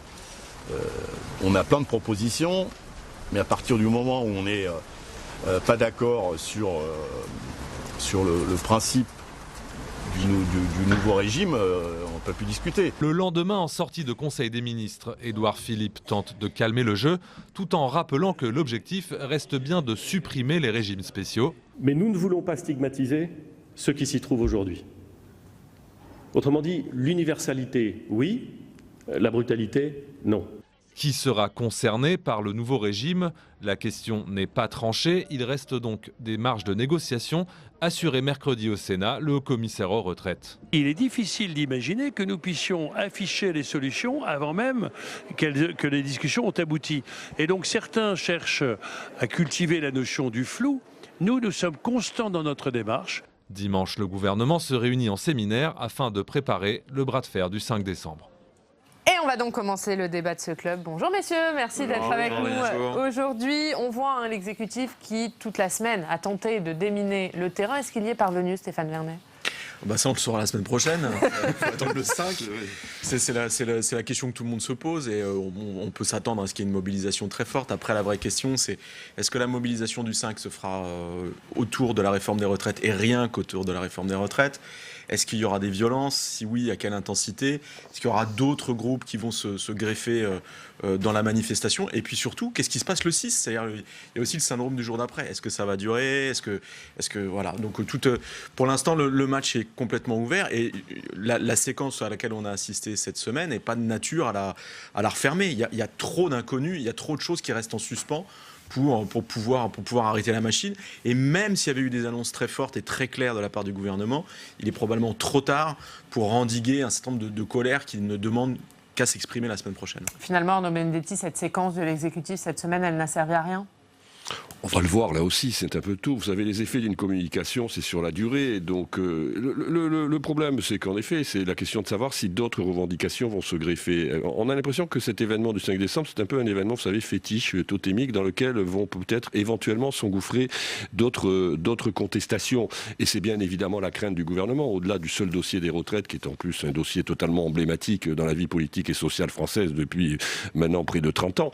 La question, c'est finalement, est-ce qu'il existe aussi des marges de négociation possibles pour essayer d'aboutir à une solution politique qui fasse que personne ne perde la face ? Parce qu'en fait, dans cette affaire, il y a une question de face pour les uns et pour les autres, au-delà de la seule question des retraites. Le gouvernement ne peut pas perdre la face parce qu'il s'est engagé, disons, fortement à mener jusqu'au bout cette réforme. Et les syndicats, en tout cas les plus engagés d'entre eux dans la lutte contre cette réforme, ne doivent pas non plus perdre la face. Donc il faut que chacun puisse sortir de cette situation extrêmement compliquée, extrêmement conflictuelle sur le plan social et politique, en ayant en tout cas, vis-à-vis, j'allais dire presque de ses mandants, l'image de ne pas avoir perdu justement l'essentiel de ce qui faisait sa substance politique et sa substance sociale. Et ça, il faudra attendre le 5 pour voir ça ? Personne mais le problème, ne c'est de savoir, le problème, c'est que le 5, c'est les jours d'après, c'est les jours d'après. Il y a une bataille vis-à-vis de l'opinion. On va voir comment l'opinion publique réagit finalement à un mouvement qui est un mouvement de blocage. On voit bien qu'aujourd'hui, la stratégie de communication d'Emmanuel Macron et de l'exécutif, c'est d'insister sur la question de l'égalité. Parce que la question de l'égalité, c'est une question qui, dans l'imaginaire politique français, est une question essentielle. C'est-à-dire de démontrer que les régimes spéciaux sont des régimes d'abord inégalitaires.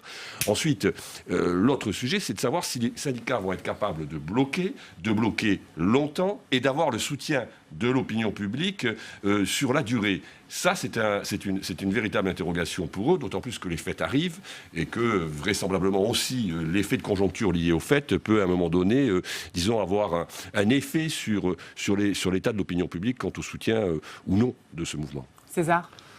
On va voir aussi, ce qui va se passer dans les prochains jours. Il y a un mini-séminaire gouvernemental aujourd'hui, un autre dimanche avec tout le gouvernement. Ensuite, on va voir si Macron, comme d'habitude, va jeter de l'huile sur le feu quelques jours avant. Et ensuite, on verra les chiffres, la contestation sur plusieurs jours. Quand il est sorti de son silence, François Fillon, à la télévision suisse, il y a quelques semaines, il s'était gargarisé d'avoir envoyé 2 millions de personnes dans la rue. Les Gilets jaunes, c'était quelques centaines de milliers. Donc on va faire les comptes dans quelques jours. Justement, puisqu'on parle des Gilets jaunes, est-ce que l'exécutif peut redouter le retour d'un mouvement type Gilets jaunes ? Mais tout est possible. En fait, ce qui peut surtout se passer, c'est au-delà d'un mouvement type Gilets jaunes, c'est qu'un certain nombre de démarches qui avaient été initiées au début du quinquennat par des opposants ou des oppositions et qui n'ont pas fonctionné pourraient se cristalliser à l'occasion du 5. C'est pour ça que toute la question de savoir qui va descendre dans la rue et ce qui va se passer après, c'est-à-dire qu'est-ce qui va durer au-delà du 5 ? Est-ce qu'au-delà du 5, on n'a qu'un blocage dans les transports ? Les métros, le train, ou alors est-ce que vous avez des gens qui essayent de cristalliser des points de mécontentement, alors pas autour des ronds-points cette fois-ci, mais qu'il y ait des gens qui reviennent par exemple occuper des grandes places parisiennes, souvenez-vous du phénomène Nuit debout, ou ce qu'avait voulu initier François Ruffin à une époque avec son fameux jour de colère, qui n'avait pas du tout fonctionné. Aujourd'hui, on est quand même dans une société éruptive, ça c'est un terme qui revient dans la bouche de nombreux politiques, mais qui correspond assez à une réalité. Vous avez beaucoup de colère et vous pouvez avoir non pas une convergence des luttes, mais une conjugaison des colères. Et le problème, c'est que si on est sur ce registre-là, alors on rentre dans quelque chose de tout à fait inédit et de potentiellement incontrôlable. Parce que contrairement à 95 et la réforme des retraites, les manifestations monstres, on ne peut pas comparer ces mouvements, ça n'a pas de sens parce que le contexte est complètement différent. Et en 95, vous aviez encore un mouvement qui était contrôlé par les syndicats. Aujourd'hui, on est dans un contexte, et ça c'est aussi lié aux Gilets jaunes, c'est un des grands enseignements des Gilets jaunes, où vous avez le cadre traditionnel, les cadres qui sont très facilement débordés par leur base. Vous avez plein de gens en fait qui ne veulent plus s'inscrire dans une démarche collective et qui ne veulent plus être dans un cadre. Et donc vous pouvez très bien avoir un mouvement qui démarre avec finalement des gens qui disent oui, on a pu négocier des choses, oui, on est satisfait, oui, on a trouvé un compromis, et encore, ça reste à prouver, mais imaginons que ce soit le cas, et qui disent on arrête, et une partie des gens qui sont descendus dans la rue, qui veulent plus rentrer, parce qu'elles n'obéissent plus à aucun cadre, elles n'écoutent plus les syndicats, ce qu'on appelle les corps intermédiaires. C'est un peu le risque du dentifrice. C'est-à-dire le dentifrice, quand vous appuyez sur le tube, ça sort. Et après, pour le remettre dans le tube, accrochez-vous, parce que c'est pas simple. Voilà, très belle métaphore de Stéphane Vernet. Oui, non, mais si vous voulez, la différence avec 1995, c'est que l'espace de mobilisation a considérablement changé. Ce que dit Stéphane est tout à fait juste. C'est-à-dire qu'en 1995, les mobilisations se faisaient par les corps traditionnels de mobilisation, qui étaient entre autres les syndicats et d'autres structures. Aujourd'hui, vous avez la possibilité de vous mobiliser. La crise des Gilets jaunes l'a, disons, d'une manière explicitement démontrée. D'une toute autre manière, vous avez des réseaux sociaux qui vous permettent des mobilisations extrêmement rapides. Alors évidemment, ces mobilisations extrêmement rapides, elles ne sont pas artificielles. Elles reposent quand même sur des fractures sociologiques, des fractures sociales, des fractures territoriales que l'on connaît depuis des décennies. Mais ce qui, finalement, constitue le facteur de novation absolue, si je puis dire presque révolutionnaire dans l'espace public, c'est que, justement, vous avez des gens qui, finalement, ne se connaissent pas, s'agrègent autour d'une contestation commune, peuvent se mobiliser très vite et peuvent s'exprimer très vite. C'est ce qui s'est passé avec les Gilets jaunes. Alors aujourd'hui, est-ce que les Gilets jaunes, ou en tout cas un mouvement type Gilets jaunes, peut se greffer sur ce mouvement qui est en train de naître? C'est une question qu'il faut se poser, mais il faut quand même savoir que ce sont des sociologies différentes. La sociologie des Gilets jaunes n'est pas la sociologie, vraisemblablement, en tout cas, n'est pas tout à fait la sociologie qui va se mobiliser le 5 décembre. La sociologie qui se mobilise le 5 décembre, c'est quand même, pour une grosse partie, la fonction publique. La sociologie des Gilets jaunes, c'était une autre sociologie, c'était des salariés du privé, c'était des indépendants, donc c'était d'autres catégories socioprofessionnelles. Rapidement, Quentin. Oui, rapidement, juste pour dire que les parlementaires et les sénateurs, ils reprochent à Emmanuel Macron d'avoir créé ce rapport de force direct entre la rue et l'exécutif. Et ils l'ont redit récemment lorsqu'il y a eu les annonces sur le plan hôpital. C'était des annonces qui ont été faites en réponse à une manifestation, alors que la semaine d'avant, il disait nous on examine le projet de loi de financement de la sécurité sociale, on pourrait avoir des annonces à ce moment-là. Et ben non, on le fait quand il y a des manifestations dans la rue. Donc on crée ce rapport de force encore, même après la crise des Gilets jaunes, direct entre la rue et l'exécutif. Et on suivra bien sûr cette mobilisation la semaine prochaine dans cette émission. On va passer à un autre sujet, on va parler des conséquences du Brexit pour la France et pour les territoires. C'est le thème d'un reportage qui a été réalisé par Fabien Rickert, diffusé cette semaine sur notre antenne. Fabien va nous rejoindre dans quelques instants. Pour ce reportage, il est notamment allé à la rencontre des pêcheurs du Nord ou encore des agriculteurs pour voir comment la sortie du Royaume-Uni les impacte concrètement. Avant de retrouver Fabien, on va voir un extrait de son reportage. Vous savez que 75% de la pêche des Hauts-de-France, donc des pêcheurs de la Côte d'Opale, eh bien, est effectuée dans les eaux territoriales britanniques. 75%. C'est vital pour eux. C'est leur chiffre d'affaires. Que vont-ils devenir? Quel type d'accords pourront être passés? Vous imaginez, quand vous investissez sur un bateau de pêche, l'investissement est énorme.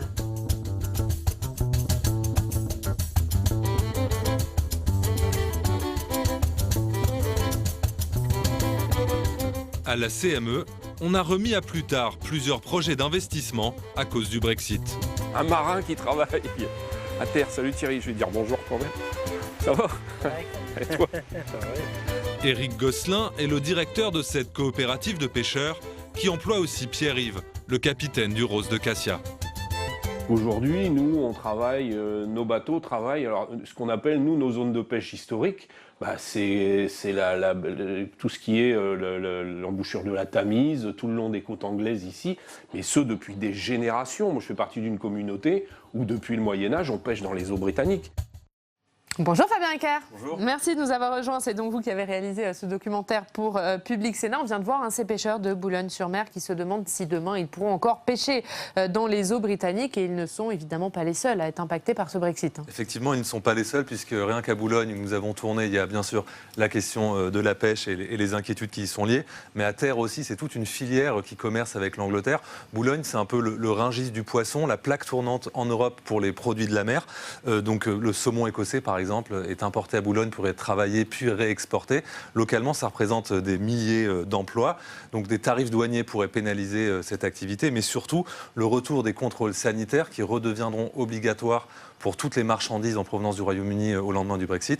Eh bien ça représente un vrai casse-tête logistique pour les entreprises. Et cette question du contrôle sanitaire, elle sera bien sûr centrale au lendemain du Brexit. Oui, et elle inquiète beaucoup en tout cas, et notamment les agriculteurs que nous avons rencontrés, notamment dans la Manche, les éleveurs laitiers que nous avons rencontrés dans la Manche, eux redoutent que le Royaume-Uni, une fois qu'il ne fera plus partie de l'Europe et qu'il ne sera plus obligé de respecter les normes sanitaires de l'Europe, eh bien n'abaisse ses standards, en clair ne fasse du dumping. Donc ça pourrait créer une concurrence à bas coût, mais aussi représenter un risque pour le consommateur européen. Et c'est une inquiétude que partage le sénateur Jean Bizet, qui est donc président de la Commission des Affaires européennes au Sénat et qui a coprésidé le groupe de suivi sur le Brexit au Sénat, et on peut l'écouter. Je me souviens, j'avais été rapporteur du dossier sur la vache folle, et je sais la faible qualité du réseau d'épidémiosurveillance anglais. Il y a tout à craindre d'une fragilité de la sécurité sanitaire des produits venant d'Angleterre. Stéphane Vernet, on parle beaucoup de ce Brexit, mais il a des conséquences concrètes en France, dans ces territoires, notamment pour les pêcheurs, mais aussi pour les éleveurs laitiers. Vous êtes aussi allé rencontrer, Fabien. Oui, alors moi j'ai trouvé le reportage très intéressant, on apprend plein de choses et on voit concrètement, en tout cas les angoisses des différents professionnels qui s'expriment. Tous disent une chose que je trouve intéressante, c'est en gros c'est vivement que ça s'arrête, c'est-à-dire qu'on ait enfin une date. Je vous rappelle que le Brexit a été déjà reporté 4 fois, que là pour l'instant on est calé sur la date du 31 janvier 2020, mais qu'il y a des élections législatives en décembre, le 12 décembre en Grande-Bretagne, et on reste dans une espèce de flou en fait qui est préjudiciable à tout le monde. Par exemple, dans l'organisation des ports, PORT, vous avez en France un certain nombre de gens qui témoignent dans le documentaire, qui disent nous on est prêts, on s'attend à avoir un regain d'activité, mais pour ça il faut qu'on embauche. Pour pouvoir assumer, on est prêt à assumer en fait les conséquences du Brexit, de ce changement, mais il faut qu'on embauche. Mais tant que les choses ne sont pas définitivement arrêtées, on ne peut pas le faire. Ça ne serait pas raisonnable. Donc il y a une espèce d'attente comme ça qui pose question. Et puis les points soulevés dans le rapport sénatorial sur les conséquences du Brexit sont intéressants. Par exemple, ce qu'on ne voit pas à l'extrême, et ce que rappelle très bien Jean Bizet, c'est que en réalité, la PAC, aujourd'hui, c'est 15% du montant global de la PAC qui est financé par les Britanniques. S'ils s'en vont, qu'est-ce qu'on fait? Où est-ce qu'on va trouver cet argent? Où est-ce qu'on apprend à se passer de 15% de revenus? Dans l'extrait qui a été montré, 75% des pêcheurs de la côte d'Opale pêchent dans les eaux britanniques. Ce qui n'est pas dit, mais qui est très bien expliqué dans le documentaire aussi, c'est que à partir du moment où il y a le Brexit, il faudra aussi revoir toute la question des quotas. Or, les quotas de pêche en France, ils ont été faits sur un nombre de bateaux qui n'est plus du tout celui qui existe aujourd'hui. Donc globalement, les quotas de pêche accordés à la France, ils sont plutôt très avantageux par rapport à la réalité. Si on renégocie, vous avez des voisins comme les Espagnols qui eux n'attendent qu'une chose, c'est de pouvoir dire moins de quotas pour la France, plus pour nous. Donc il y a plein de choses qui sont rebattues. Il y a aussi la question des délais d'attente à la frontière, ça c'est un point crucial, c'est très bien expliqué aussi. Il suffit qu'il y ait 5 minutes d'attente supplémentaire par camion et vous créez des dizaines, voire des centaines de kilomètres d'embouteillage, des retards sur les chaînes de montage, et donc un impact réel dans l'économie réelle qui peut avoir des conséquences. Donc tout ça est très bien mesuré dans le rapport sénatorial, c'est bien expliqué. Le problème, c'est que maintenant, il est... Qu'est-ce qu'on fait? Et puis il est temps d'y aller, quoi. Et puis il est temps de solder le truc une bonne fois pour toutes. Et Fabien, dans votre reportage, et dans le rapport du Sénat, le rapport du Sénat est assez alarmiste. Mais est-ce que face au Brexit, il n'y a que des perdants, finalement? Alors, d'après le rapport du Sénat, oui, mais c'est vrai que c'est un rapport qui est assez macroéconomique, et donc quand un pays de 70 millions d'habitants s'en va, il n'y a pas vraiment de scénario gagnant. Mais c'est vrai que localement, certains territoires espèrent tirer leur épingle du jeu parce que les lignes peuvent bouger. Et c'est notamment le cas de Cherbourg, où nous sommes allés, vous l'évoquiez tout à l'heure, le port de Cherbourg, où en fait on parie sur l'Irlande. Parce qu'en fait aujourd'hui, la grande majorité des échanges de marchandises entre l'île d'Irlande et le continent européen, on le voit sur cette carte, transitent par le Royaume-Uni. Pourquoi ? Parce que c'est plus rapide, on reste dans l'union douanière, c'est plus pratique. Demain, avec le retour de barrières douanières dans les ports britanniques, eh bien, une partie du fret irlandais pourrait privilégier de contourner le Royaume-Uni et donc se rediriger vers les ports normands et bretons, Roscoff, Le Havre ou Cherbourg, qui sont bien placés géographiquement. Et à Cherbourg, mais on espère capter entre 15 et 20% des flux de ces nouvelles routes commerciales. Et ça, localement, ça serait synonyme d'emploi pour le port et la ville. Mais comme vous le souleviez tout à l'heure, il manque maintenant la certitude avant de passer à l'étape suivante, d'embaucher et de créer les infrastructures nécessaires. Ouais, on le voit bien dans ce reportage, Arnaud Benedetti, finalement, ce qui inquiète tout le monde, c'est cette incertitude liée au Brexit. On a même quelqu'un dans votre reportage, Fabien, qui dit on aimerait bien avoir une date précise. Là, on a l'impression qu'on est mené en bateau. Je ne sais pas si on est mené en bateau. Ce qui est sûr, c'est que de toute façon, la démocratie parlementaire britannique est confrontée à l'une de ses plus graves crises depuis des décennies et des décennies, puisqu'on voit bien que les parlementaires n'arrivent pas à s'entendre sur les conditions de mise en œuvre du Brexit. Mais le Brexit se fera. Et puis, quand on regarde ce qui est en train de se passer, on pense à la phrase du général de Gaulle, l'Angleterre est une île, elle le restera. En l'occurrence, c'est un peu ça aussi, d'une certaine façon. Mais moi, je trouve qu'il y a une tonalité qui est en train de changer dans le débat public, c'est que pendant très longtemps, on nous a expliqué que finalement le Brexit serait une catastrophe pour le Royaume-Uni. Bon, ça reste à démontrer et à voir parce que de toute façon, l'Angleterre a d'autres ressources sur le plan géopolitique que la seule Europe, historiquement. Mais il y a une tonalité qui est en train d'évoluer. C'est-à-dire qu'aujourd'hui, on se rend compte que le Brexit a des conséquences très pratiques pour un certain nombre de filières et pas n'importe lesquelles. Parce que, en effet, les territoires dont vous parlez, ils sont en première ligne. Ils sont sur la ligne de front du Brexit d'une certaine manière. Mais c'est quand même les pêcheurs et les agriculteurs. Donc les pêcheurs et les agriculteurs, c'est deux catégories sociales qui sont d'abord en général extrêmement éruptives aussi à leur façon et qui se trouvent en effet aujourd'hui confrontées à cette mise en œuvre du Brexit qui crée manifestement une angoisse non seulement existentielle mais une angoisse sur le plan économique qui est bien compréhensible. Stéphane ? Mais en fait, des conséquences économiques pour la Grande-Bretagne, il y en aura probablement. Enfin, encore une fois, ça reste à démontrer, mais il y aura aussi des conséquences économiques très fortes pour l'Union européenne et pour les régions de l'Ouest, notamment la Bretagne et la Normandie. C'est crucial puisqu'il y a une grosse partie des échanges commerciaux locaux qui se font avec les Anglais. Et il y a dans l'extrait que vous avez montré, le sénateur Bizet. Alors ça, c'est au cœur du rapport sénatorial et c'est quand même très intéressant. C'est qu'ils attirent l'attention sur un point particulier qui est celle du dumping social, en disant attention, parce que les Anglais, une fois qu'ils seront sortis de l'Union européenne, ça va leur permettre aussi de s'affranchir d'un certain nombre de normes, notamment des normes sanitaires, techniques, etc., mais qui nous protègent aussi, nous, de tout un tas de soucis. Notamment, il rappelait l'épisode de la vache folle, c'est pas anodin.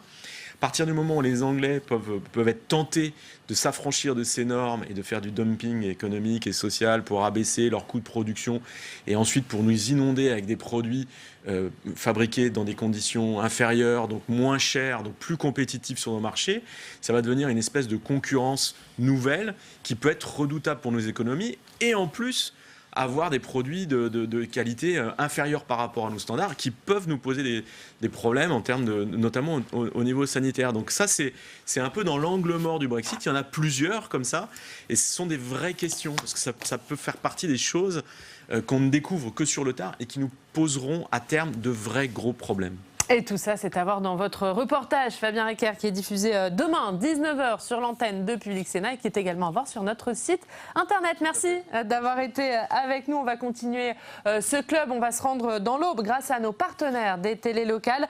Inquiétude à l'usine Michelin de la Chapelle-Saint-Luc. Après la fermeture par le groupe Michelin de plusieurs sites de production, notamment son usine de Vendée et dans l'Aube, eh bien, Michelin est spécialisé dans la fabrication de pneus agricoles et les dirigeants ne le cachent pas, la conjoncture est difficile. Regardez ce sujet de Christian Viera pour nos partenaires de Canal 32. À la Chapelle-Saint-Luc, le directeur du site Michelin applique une stratégie en 3 temps. Tout d'abord, l'urgence. Depuis le début d'année, la production a baissé de 20% en raison de la conjoncture. 3 raisons à ça en Europe, qui représentent 70% de notre production. Le premier, c'est la Turquie, qui, à part la crise économique, achète moins de pneus agricoles. La deuxième partie, c'est plutôt l'Europe du Nord qui a subi une sécheresse en début d'année. Et enfin, vous avez le Brexit avec l'Angleterre qui affecte la vente des machinismes agricoles en Europe du Nord.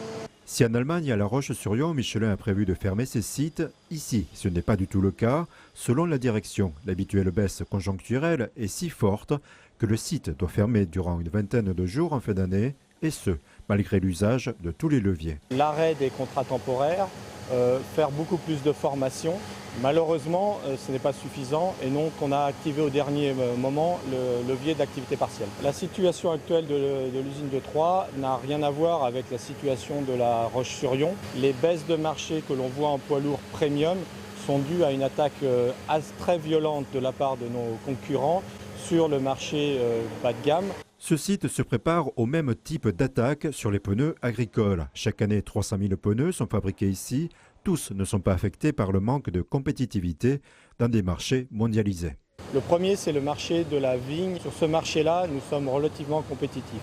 Sur le marché très haut de gamme du pneu agricole, nous sommes bien positionnés. Tout ça, ça représente environ 60% de la production de l'usine de La Chapelle-Saint-Luc. En revanche, sur les marchés du moyenne gamme, des concurrents qui sont beaucoup plus compétitifs et beaucoup plus agressifs. À moyen terme, pour y faire face, Michelin maintient un plan d'investissement de 9 millions d'euros par an jusqu'en 2021. Augmenter la productivité et d'industrialiser une nouvelle dimension et une nouvelle gamme de pneus agricoles. Si nécessaire, nous recruterons. Le but consiste à pouvoir augmenter ou diminuer rapidement la production. Au-delà de 2 ans, les perspectives restent floues. À ce jour, l'usine de La Chapelle-Saint-Luc n'est pas menacée. Mais vous savez qu'on peut difficilement prévoir les marchés au-delà de 2 ans. Clairement, la situation actuelle inquiète l'ensemble de nos salariés, mais on a présenté à l'ensemble de nos salariés la situation de l'usine. On a organisé des groupes de travail et on a 3 axes de travail qui sont la compétitivité, la réactivité et l'attractivité. L'usine Michelin de La Chapelle-Saint-Luc compte 840 salariés. Voilà pour ce reportage de nos partenaires de Canal 32. Et on passe tout de suite à la revue de la presse quotidienne régionale, ce qu'il y a dans vos journaux aujourd'hui.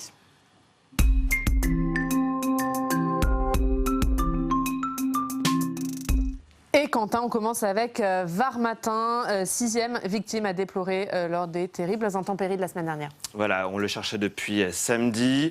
Il était effectivement parti observer le niveau des crues à 4 h du matin. Il s'appelait Patrice Dardenne. Eh bien, son corps a été retrouvé. Vous le voyez, une 6e victime des intempéries. Son corps a été retrouvé au cours d'une battue qui avait été organisée. Et les municipales à la une de Nord-Éclair, puisque Martine Aubry, ça y est, elle est officiellement candidate. Voilà, et elle a choisi la presse quotidienne régionale pour l'annoncer. Nord-Éclair, hein, la Voix du Nord, qui du coup publie cette interview. C'est même la première question qui est posée très rapidement à l'élu de Lille.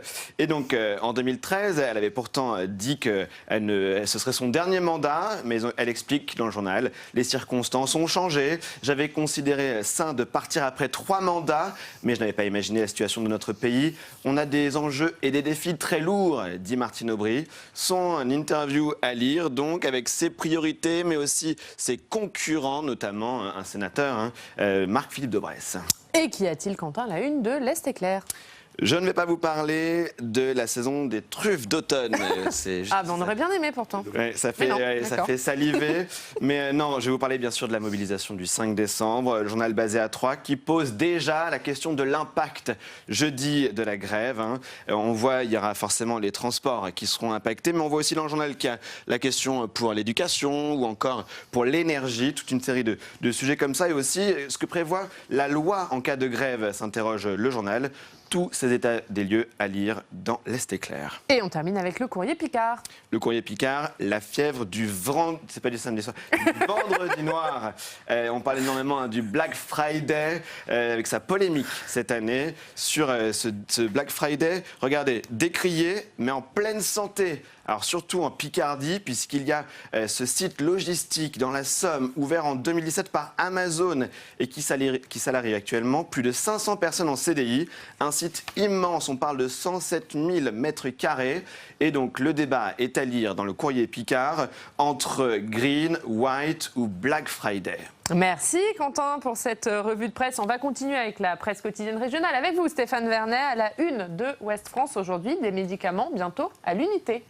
Oui, alors c'est un sujet qui est lié en fait à l'examen de la loi anti-gaspillage à l'Assemblée nationale qui commencera le 9 décembre. Il y a des travaux en commission qui ont démarré. Et mercredi soir, il y a eu un amendement qui a été adopté en commission par les députés concernant le fait d'instaurer la vente des médicaments à l'unité plutôt qu'en boîte, parce qu'aujourd'hui, on estime qu'il y a à peu près 1,5 kg de médicaments gaspillés par an et par habitant dans ce pays.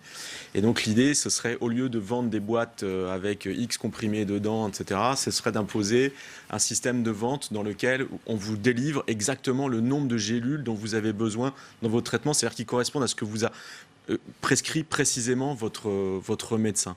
Et on en parle aussi parce que ça a été porté par l'amendement est porté notamment par une députée d'Ille-et-Vilaine qui s'appelle Laurence Maillard-Ménury, qui est une députée de La République En Marche. Et c'est donc à lire aujourd'hui dans Ouest France. La une de la revue politique et parlementaire, Arnaud Benedetti, consacrée à la science, on va la voir. Et puis la une de la Tribune, César Armand, carbone, par ici la sortie. Oui, c'est pas à cause du Black Friday, c'est une catastrophe écologique, mais c'est parce que la COP 25 qui devait s'ouvrir au Chili s'ouvre en Espagne lundi. Et donc on est 4 ans après la COP 21 à Paris. Et comme vous le savez, les États-Unis sont sortis de cet accord, mais il y a des initiatives locales pour faire avancer le Schlimblick. Et tout ça, c'est donc à lire dans la Tribune. On va terminer avec la revue des tweets de la semaine, ce qu'il s'est passé cette semaine sur les réseaux sociaux avec Quentin.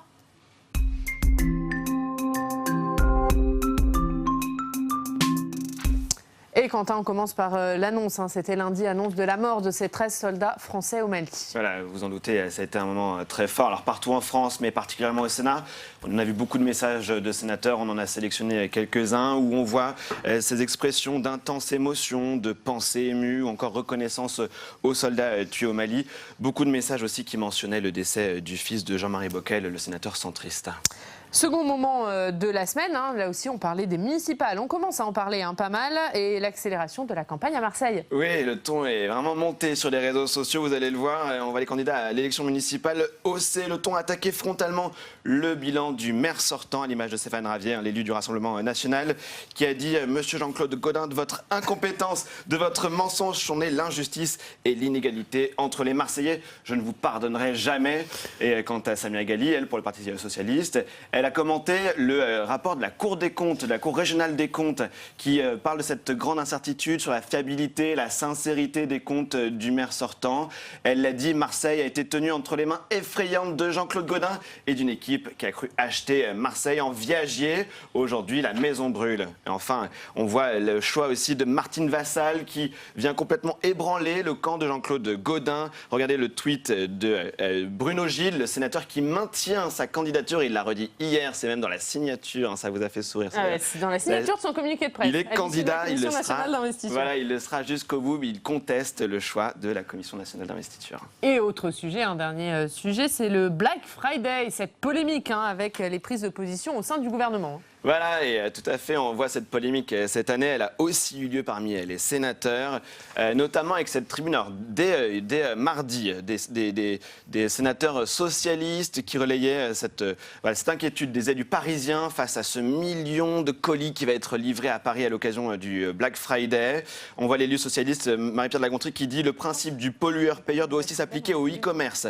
Le communiste Éric Bocquet, vous vous en doutez, il a été très critique sur ce Black Friday. Il dit « On nous casse les oreilles depuis quelques jours avec le Black Friday. C'est effectivement un jour noir pour le progrès de l'humanité. Black Friday, comment dire? We don't give a damn, sir. Leave us alone, please.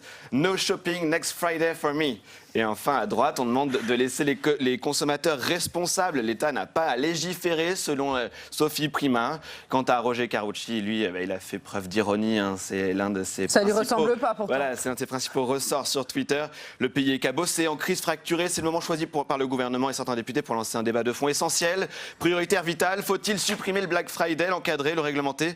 Sinon, on peut parler des impôts, de la dette, des retraites. Ah ben voilà, on sent que ça vous anime, hein, Quentin, le Black Friday. Vous allez le faire ou pas du tout? No comment. No comment, pas de prise de position. Merci beaucoup. Oui. On termine avec un sujet plus léger. Ah, on termine avec un sujet plus léger, mais je ne savais pas. Un Et sujet si, plus léger. Une performance musicale et de breakdance. Ah mais oui, le breakdance au Sénat, bien sûr. Alors c'est parti, regardez, la salle des conférences du Sénat, on a vu ça cette semaine, c'est assez rare pour être souligné.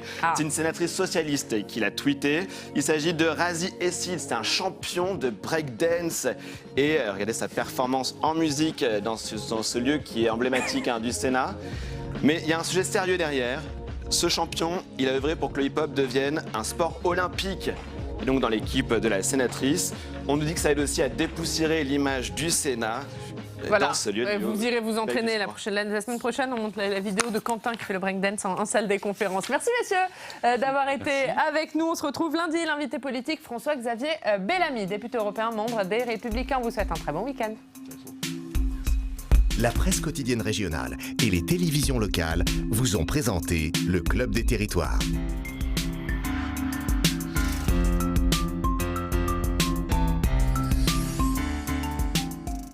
La Mutuelle nationale territoriale, la mutuelle des agents des services publics locaux, vous a présenté le Club des Territoires. NJ, acteur engagé dans la transition zéro carbone des régions, vous a présenté le Club des Territoires.